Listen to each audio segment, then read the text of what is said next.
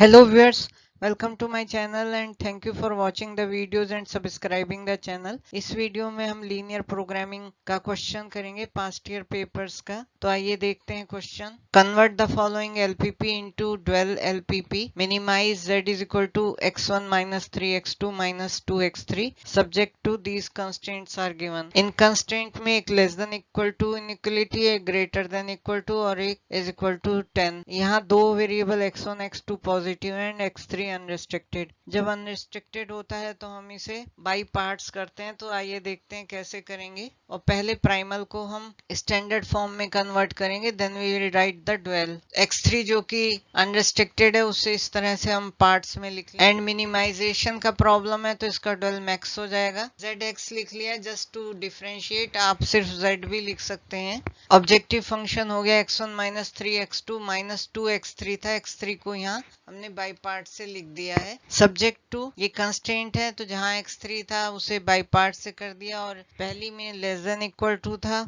तो slack variable x4 add कर दिया। दूसरी में ग्रेटर देन इक्वल टू था तो सरप्लस ये कर दिया subtract. And then equal to में सिर्फ x3 जहां था वहां चेंज कर दिया। हर कंस्ट्रेंट के रिस्पेक्ट में हम एक वेरिएबल लेते हैं, y1 y2 y3। अब जैसे कहा मिनिमम का मैक्स हो गया, zx का zy एंड जो राइट हैंड साइड है 7 into y1 plus 12 into y2 right hand side की जो टर्म्स हैं प्लस 10 इंटू y3, ये हमें ऑब्जेक्टिव फंक्शन दे देता है subject to the constraints. Constraint लिखने के लिए हम first value the first coefficient of x1 3y1 plus 2y2 second constant से जो भी x1 के कोफिशिएंट्स हैं हम वो लेंगे, minus 4y3 is less than equal to 1। अब ये लेस देन क्यों लिया? जब भी हमारा प्राइमल मिनिमम है तो ड्वेल में सारी constant less than equal to होंगी, या यूं कहा जाए जब ड्वेल मैक्स है तब सारी constants less than equal to होंगी। अगर प्राइमल मैक्स है तो सारी constants greater than equal to होंगी।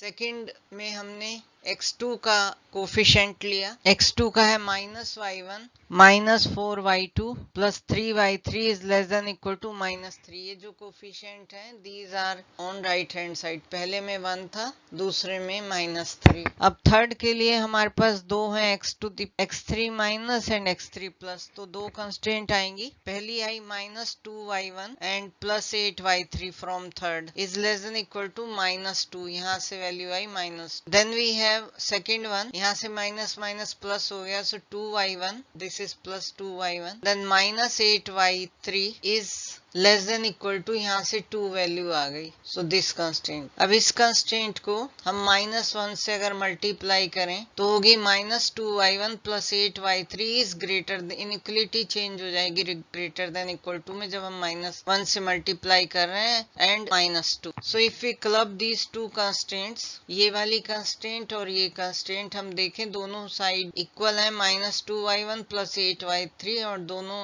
राइट हैंड साइड में माइनस 2। साइन यहाँ इनइक्वलिटी का लेस देन इक्वल टू है और दूसरी में ग्रेटर देन इक्वल टू है, तो ये दोनों क्लब करके हम लिख सकते हैं minus 2y1 plus 8y3 is equal to 2। तो ये एक कंस्ट्रेंट हो गई। तो अब हमारे पास एक कंस्ट्रेंट ये हो गई, एक कंस्ट्रेंट ये हो गई, और इस सब पूरी कैलकुलेशन से हमें जो कंस्ट्रेंट मिली वो ये कंस्ट्रेंट थी। And then y1 is, then next we have इस टर्म से y1 is less than equal to 0. Then we come to next minus x5. This gives minus y2 is less than equal to 0, which we can again multiply by minus 1 and get y2 is greater than equal to 0. And x3 जो है will give us y3 unrestricted. y1 is less than equal to 0, y2 is greater than equal to 0 and y3 is unrestricted. तो ये हमारी dual obtain हो गई। Thank you.